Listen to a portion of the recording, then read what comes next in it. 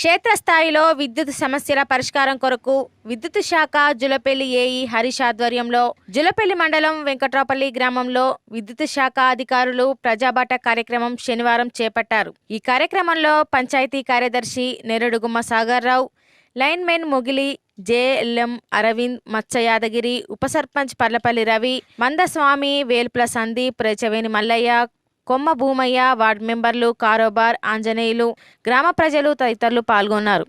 ప్రజాబాట కార్యక్రమంలో వెంకట్రాపల్లి గ్రామంలో మన విద్యుత్ సమస్యలన్నీ మన సర్పంచ్ గారి ఆధ్వర్యంలో ఊరు వాడవాడ తిరిగి అన్ని విద్యుత్ సమస్యలన్నీ తెలుసుకొని వాటిని అన్నిటిని నోట్ చేసుకొని తొందరలోనే వాటిని రెక్టిఫై చేసే విధంగా ఈరోజు కార్యక్రమం ఏర్పాటు చేశాం.